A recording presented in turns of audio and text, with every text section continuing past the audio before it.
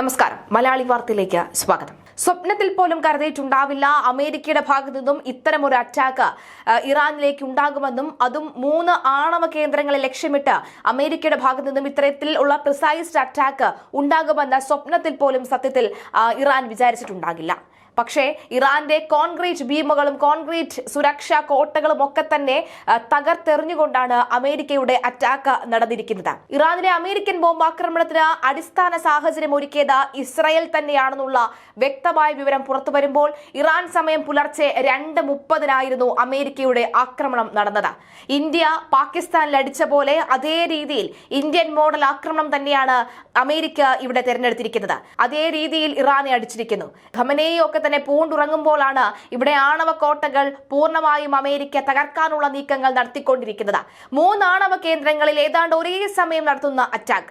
Indian സമയം പുലർച്ചെ 4 മണിയായിരുന്നു. അപ്പോൾ അമേരിക്കയിൽ വൈകിട്ട് 6 മണിയും. എല്ലാം അമേരിക്കൻ പ്രസിഡന്റ് ട്രംപ് നേരിട്ട് വിലയിരുത്തുകയും ചെയ്തു. ഇപ്പോഴത്തെ അറ്റാക്കുകൾക്ക് ശേഷം ലോകത്തെ അഭിസംബോധന ചെയ്ത ട്രംപ് രംഗത്തെത്തിയിട്ടുണ്ട്. ഞങ്ങളുടെ ലക്ഷ്യം ഇറാന്റെ ആണവ കേന്ദ്രങ്ങൾ മാത്രമാണെന്നും അതിൽ ഞങ്ങൾ വിജയം കണ്ടിരിക്കുന്നു എന്നുമാണ് ഇപ്പോൾ ലോകത്തോട് അഭിസംബോധന ചെയ്യുമ്പോൾ ട്രംപ് പറയുന്നത്. ഇറാന്റെ തെക്കൻ മേഖലയിലായിരുന്നു ഇസ്രായേലിന്റെ ആക്രമണം കഴിഞ്ഞ ദിവസം നടന്നത്. ഫോർഡോ ആണവ കേന്ദ്രത്തിലേക്കുള്ള വ്യോമ വഴിയിലായിരുന്നു ഇത്.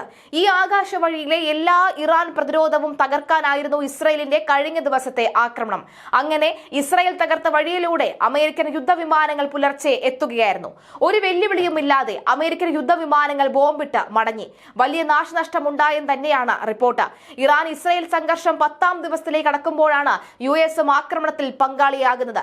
ഇപ്പോഴിതാ അമേരിക്കയെ തിരിച്ചടിച്ചിരിക്കുമെന്ന് ഇറാനും മുദ്ര കുത്തിയിരിക്കുകയാണ്. ഇറാൻ അങ്ങനെ പറഞ്ഞുകൊണ്ട് മാത്രം ഇരിക്കും, ഇവിടെ ഞങ്ങൾ തകർത്തുകൊണ്ട് മുന്നേറും എന്ന് അമേരിക്കയും വെല്ലുവിളിക്കുന്നു.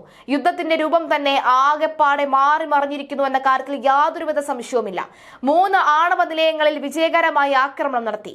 നദാൻസ്, ഫോർഡോ, ഇസ്തഫാൻ എന്നീ ആണവ നിലയങ്ങളിലാണ് ആക്രമണം ശക്തമായി നടത്തിയത്. എല്ലാ വിമാനങ്ങളും ആക്രമണത്തിന് ശേഷം ഇറാന്റെ വ്യോമ പരിധിയിൽ നിന്ന് പുറത്തെത്തി. അമേരിക്കൻ സൈനികരെ അഭിനന്ദിക്കുന്നു. ലോകത്തിലെ മറ്റൊരു രാജ്യത്തിലെ സൈന്യത്തിനും ഇത് ചെയ്യാൻ കഴിയില്ല.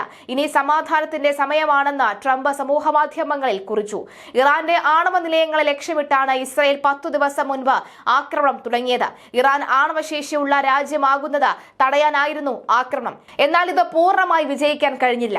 ആണവ നിലയങ്ങൾക്ക് നാശം വരുത്താൻ മാത്രമേ ഇസ്രായേലിന് കഴിഞ്ഞുള്ളൂ. എന്നാൽ ഇന്ന് ഭൂമിക്കടിയിൽ ശക്തമായ കോൺക്രീറ്റ് പാളിക്കുള്ളിൽ സ്ഥിതി ചെയ്യുന്ന ആണവ നിലയങ്ങൾ നോക്കി തകർക്കാൻ അമേരിക്കയ്ക്ക് കഴിഞ്ഞുവെന്ന് തന്നെയാണ് വ്യക്തമാകുന്നത്. ബങ്കർ ബസ്റ്റർ ബോംബുകൾ ഇസ്രായേലിന്റെ പക്കൽ ഇല്ലായിരുന്നു. ഇത് കൈവശമുള്ള US ഇറാനിൽ ആക്രമണം നടത്തുകയായിരുന്നു.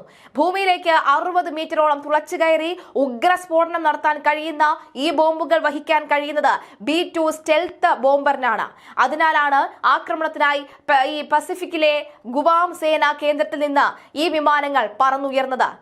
നോർത്രോൺ ഗ്രമൽ കമ്പനിയാണ് B-2 വിമാനം നിർമ്മിച്ചിട്ടുള്ളത്.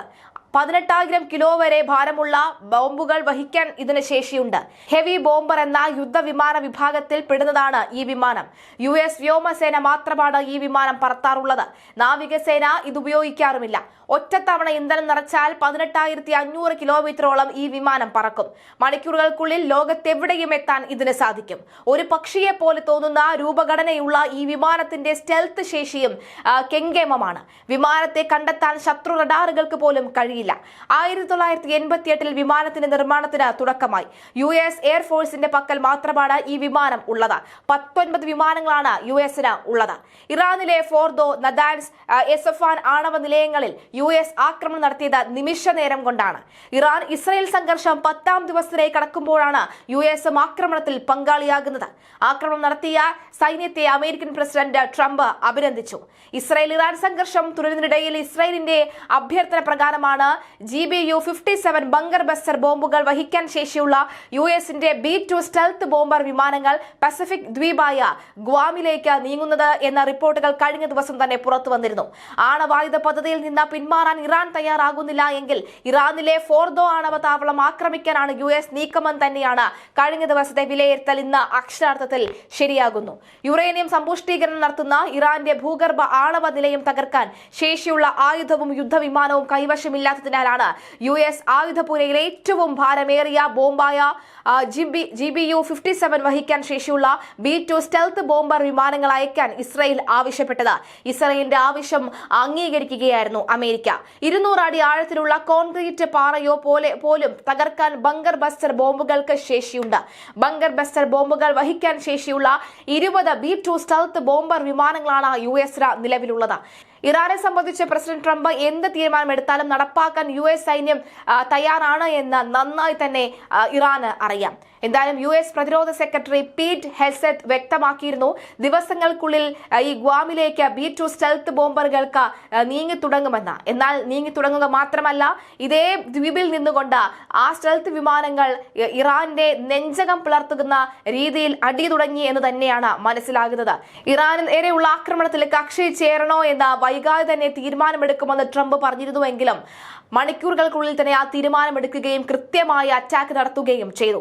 ആണവ പദ്ധതി സംബന്ധിച്ച കരാറിലെത്താൻ 2 ആഴ്ച സമയമാണ് ഇറാൻ ട്രംപ് നൽകിയിരുന്നത്. എന്നാൽ അതെല്ലാം തന്നെ തച്ചുടയ്ക്കുകയാണ് ഇറാൻ ഇസ്രായേൽ സംഘർഷം ചർച്ച ചെയ്യാൻ ഉടൻ ട്രംപ് അധ്യക്ഷതയിൽ ദേശീയ സുരക്ഷാ കൗൺസിൽ ചേരും.